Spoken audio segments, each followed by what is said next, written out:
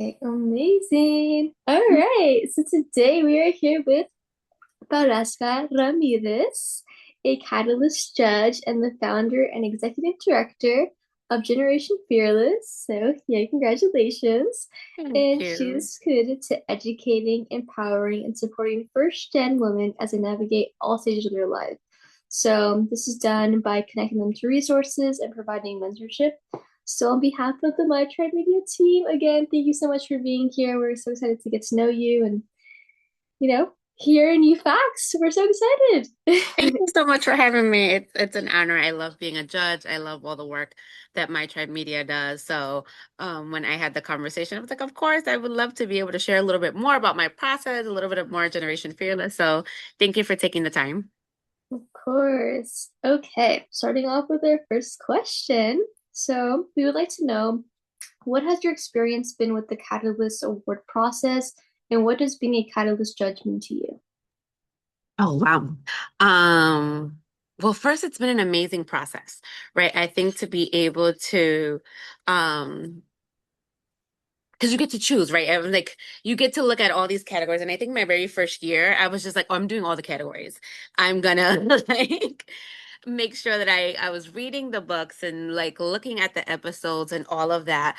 And there's so many times that you don't realize that these are first gen stories, right? That like you get caught up in just you're watching an episode and you're reading something. And sometimes, yes, like the first gen memoir, you know that it is first gen, but so many times you're like, oh wow, it's highlighting our story and how beautiful it is to see that across cultures, generations, and different forms. And giving us a voice. I love to be able to expose to those things that I wouldn't have traditionally seen or done. So sorry. Oh no, you're good. No worries. No, I definitely agree with you. I feel like even with shows like I'm not sure if you know The Summer I Turned Pretty. It's like a really popular show right now. And I started watching like the latest season, and one character like briefly mentioned that they're the first to go to college. I'm like, wow, like I didn't know that, like I don't know why it wasn't exposed much like on TikTok or anything. It's really Correct. a show. And I remember sometimes seeing certain things like Shameless, right? When he went to Mm, college, and then I was just like, oh, that's our experience. It doesn't matter because it was more on the socioeconomic side. It didn't matter that he was a male and that he was white. He's still first gen at the end of the day and navigating the same thing as us. But even on more cultural things, in the Heights, so it was just like, oh my God, oh, you understand. But to see it again in books and see it in episodes, it's been a great opportunity. And it means the world to be, you know what I mean, have my opinion count, but it's again, it's more yeah. about like it's like so cool that like your opinion matters. But to me, the real joy is to being exposed to so many different stories, and understanding that our experiences are not monolithic. Right. And but there's still a string or two that bring us all together. So that's pretty cool. No, 100%. Like seeing it being portrayed in different various aspects is so interesting. All right. So our second question is knowing that your passion is to uplift impactful stories and ensure that they're seen and understood, how do you approach evaluating the diverse nominees? So I think it's changed throughout the years. I think year one, like I went because I wanted to do all the categories. I was just like, I went through it all. This After the first year, I was just like, "Okay, I'm not going to do everything. I'm going to do like certain categories, but then I go back to it. So now I'll like watch all the episodes, right? And then watch them again to have a better kind of reference point, I guess. And sometimes I'll watch actually an episode before or after. Just because I think it gives more context to the story. I think sometimes they stand alone. Different with the books. I think and taking the time with them looks a little bit different. But sometimes I'll go on a social media hunt, right? What are the opinions of other folks? And you know what I mean? How is that story impacting them? And seeing sometimes the interviews of the author. And to me, that always provides different context because sometimes you don't pick it up when you're reading it, right? Or you're just with the judge lens, sometimes I'm just like, okay, how does this compare? And there isn't a comparison, but when you hear the interview from like one of them, you're like, oh, okay, you get it differently. So that's been kind of cool to be able to do. Yeah, I can definitely relate with seeing all the episodes right now. I'm catching up on Forever ever since it's been announced as nominees. So I take my time during break and I'm looking at all the episodes. Soaking Really it all in. Yeah. All right. For our next question, I would like to shift over to your organization. So I would like to know, like, what inspired you to create it? Is there like an anecdote, maybe someone you know, and based on their experience, that's why you started it? So if you could speak on how that came to. There's So I am first generation everything. First gen college, first gen, my mom came from the Dominican Republic at almost 30, so first gen American. And I think what motivated was that I've been in higher ed for 15 years, and you learn quickly that you never stop being first gen, and everyone focuses on the first gen college experience, but now you have the degree and you still don't know how to navigate all these other spaces. But culturally, it's just like, well, you know language and you have the degree, so somehow you have all the answers, which is not true. And then for those of us that are first gen immigrants, you're dealing with culture and identity in one space, and then your education in its own space, which is that intersectionality, but relationships, emotional wellness. So I wanted to create a space that provided a holistic approach. So in 2019, we just jumped and we started with three pillars of emotional wellness and professional development and financial wellness. Now at year six, we have additional pillars looking at health and immigration and entrepreneurship and innovation, because for us, everything is important. So we can't have a conversation about one thing without the other. We can't talk about financial literacy without acknowledging what emotional wellness has done and where does that come from sometimes it connected to our immigration story or to our cultures and identity. So that's kind of the story behind creating Generation Fearless and making sure that it had a holistic approach to the needs that we have as first generation women. That's amazing. Again, congratulations for creating such a Thank great you. base. And for those who don't know, it's actually like available globally. So you can go on to Zoom, right? There's Zoom workshops that it's Yeah. available to anyone. So I like how accessible it is.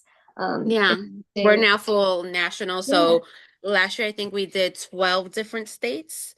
We've done total. So whether it's a one day, whether it's me speaking, whether it's a workshop, in addition to all the online things that we're able to do. So it doesn't matter where you are. And we'll be launching soon. We're a little behind, but we're launching soon our online community. So that way our women in, Portland, Oregon can connect with the women in California, but also the ones in Miami and the ones in the Carolina, because that's really what it's about. It's about community and understanding that you're not navigating things by yourself, even though you're navigating without the blueprint. There's somebody there that can provide assistance. 100%. It was important to have a village, especially like you said, as a first gen. I'm so grateful that we have first to go at my university. So it's definitely been nice to be able to connect with everyone. They're able to, relate to experiences of, what's a LinkedIn or how do you, approach an interview or just anything like that. So it's so important to have a village. So it's amazing. All right. So for our last question, what were the biggest challenges if you faced anyone creating Generation Fearless? Um, I think the biggest challenge has been that unless you're first gen, people don't always understand why it's so important, right? Because I think, like I said earlier, on the cultural side, we have language and we have access and education and these levels of privileges as a first gen American, right? That our parents, ancestors did not have. So it's just like, what are you complaining about? These things are, you have so much more, which is absolutely true. But Mm, it's still, there's so many gaps and barriers. And then I think on the education side is you got the education, but now you're entering a professional space without a point of reference. And in that comes health and relationships and economics that you're now in a different space. And not that our parents can't help with that, but a 401k in a looks very different than someone's parent who has not had access to that, right? Or navigating health when you have full health insurance and you can do your checkups and have that privilege. So I think the challenge has been being seen sometimes as a boutique nonprofit. Like if it's not your lived experience, you don't understand that I can have the degree or this or that and still have these challenges. So when it comes to funding, when you're in a space and people hear nonprofit, funding usually will go to something that's related to domestic violence that has its value and needs, veterans, children, animal. Aren't seen as something that there's a need unless it's your lived experience. The people that are first gen, regardless, they're like, oh, I get it. I know what it is. I know the need. Like I've dealt with the depression or anxiety or been in a space that I'm the only one that looks like this. So we always get an overwhelming support there. But I think that's been the biggest challenge. But now at year six, it's, now to be able to say that we're a national organization, and there's more professionals, right? So I think now that makes it easier because the amount it was relegated to higher education, that term. And now we have so much more of first gen professionals, right? And people having first gen professional at TikTok that, parents are this, and I'm in a new corporate space. So now it's getting more, I think, view and people understanding of it.